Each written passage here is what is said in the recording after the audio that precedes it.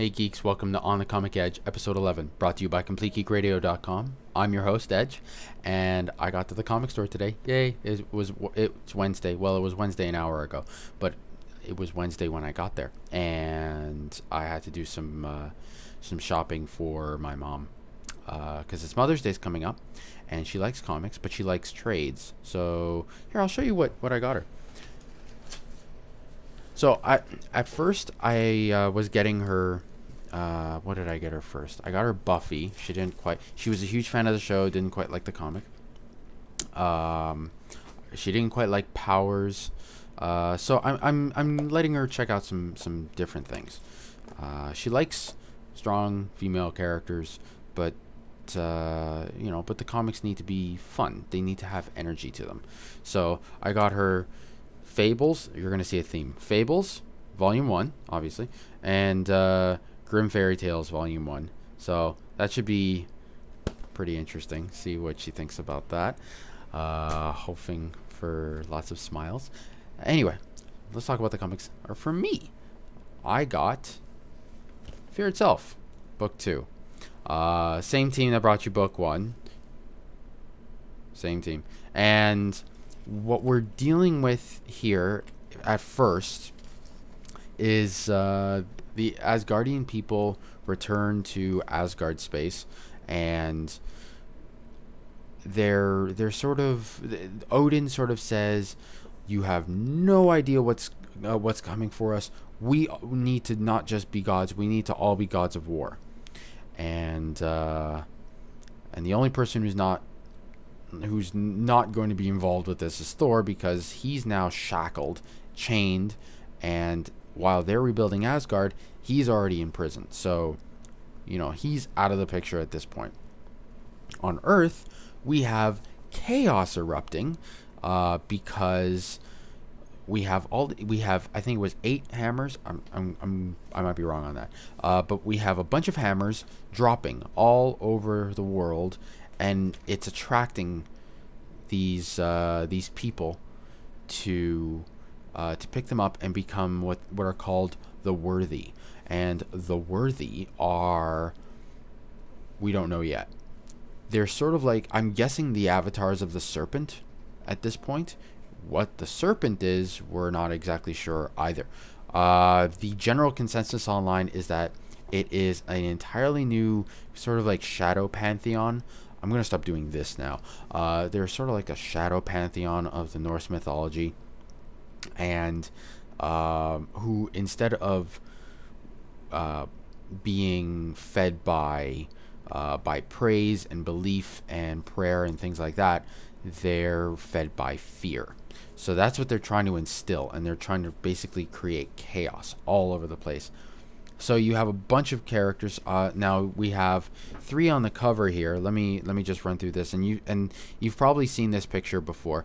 We have the Grey Gargoyle, Juggernaut, and the Hulk, and they all pick up hammers, and they get transformed, and they sort of get taken over. A different mind sort of intrudes.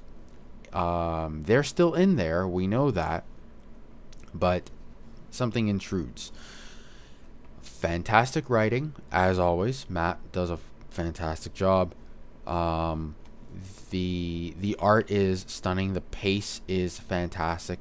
There are some great splash pages. One in particular that shows Capitol Hill just getting razzed because Scotty and the Serpent Allfather basically build these Nazi mech warrior-ish sort of things and start just razzing, blitzkrieging everything. So boom, looking really good. There are a few shots of what's going to what we're looking at in this month as far as the Fear Itself event.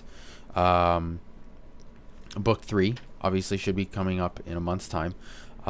We have Iron Man 2.0 getting put in. We have Loki. We have we have Iron Man proper, I guess is what you want to say. We have Avengers. We have Hulk. We have a lot of different books coming out for Fear Itself. It's going to blow up, and you really you want to be reading this. This is a fantastic book. I was really enthralled with this. Moving on. X-Men Prelude to Schism, 1 of 4. So here we have Professor X. I'm trying to angle the books so there's not a lot of glare. I need the screen on, unfortunately, because I'm sort of I don't have, I'm not using a camera. Anyway, I'm using a webcam. Okay, so we have Paul Jenkins basically writing a very odd little story about the basically, I don't even want to say reinforcing, but just giving us another taste of the relationship between Scott and Professor Xavier, where they both succeeded, where they both failed, and there's something coming. We don't know what.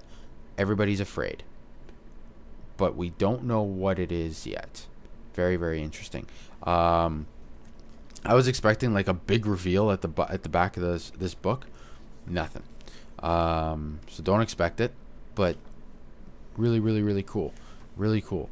The art is not what I expected. It's by Roberto Della Torre, and it's weird. I mean, it's I don't even know what to describe. I'm not like an art major, but it's pretty funky, and it goes really well. He draws a really good Scott Summers. Doesn't draw that great Professor X. Draws him a little too young at some shots and way too old at others, but it's kind of interesting. So we have Professor X standing in front of an X, and I want to and the next cover is going to be Magneto in front of a big M. I wonder what the next two are going to be. No idea. Maybe like a bunch of New Mutants instead of in front of a big N. And anyway, maybe. Good story. I don't think it's critical to the Schism event that's coming up, which I'm really jazzed about, even though I know jack all about it. But you know, it's really cool. Let's check that out. If you want, check. It's not necessary. It's not critical. Annihilators, 3 of 4. You know, I really like Abnett and Lanning as a team, and I was really looking forward to this book, and I'm finding it's just starting to wear on me a bit. The art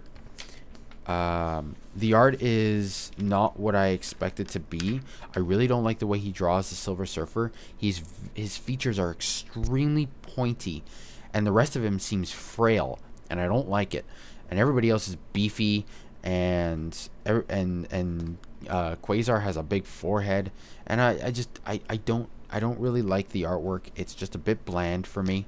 The characters as well are just starting to grate on me, especially Quasar. He's whiny. He's I don't know what I'm doing. Nobody else seems to have any character whatsoever, but the one person who does have character just seems to be a whiny little bitch. It's starting to I'm starting to not become pleased with it. And I love Marvel Cosmic, and this is not what I want to be seeing. I want to be seeing what we've had leading up to this, which has been epic and awesome. And this is not it. This is not it. This is not what I come to expect. So, and we have a funky little story in the back with Rocket Raccoon and Groot. The art's a little better, but the story's not fantastic. Story's cute. I'll give it that. So we have... This is 3 of 4. I want to know what happens after this as far as the Marvel Cosmic thing. Because this, not their greatest work. I'm sorry to say. Should you pick it up if you have 1 and 2? Yeah. Because something should, hopefully, be happening in 4 that sets the stage for something quite a bit better. Here's hoping. So, pick it up if you've picked up 1 and 2. If you haven't, Mm, it's up to you. I'm not gonna say whether or not, but it's up to you. It's not working for me, and I'm a big fan. What are you gonna do? Anyway, thank you for watching on the Comic Edge. I'm Edge, brought to you by CompleteGeekRadio.com. We have a lot of things happening. Oh, just a note. Our Facebook page. Facebook is doing this whole thing where they're archiving groups. So our group is obviously getting archived, and we're having to make a new one. So anyone who's a member of our new group, of our old group, should have gotten an invite already by now. If you haven't, let me know, and I will, wire you an invite, or just wait until the archiving is done. I have no idea what day it's gonna happen, but after that, search Complete Geek Radio, and we'll be there, and we'd love to hear from you. Harsh criticisms or loving praise, or just take a dump on us. It's all good. We just want to hear from you, our loyal fans, because we know you're out there. We can see the numbers. We know you're out there. Take care. Stay geeky.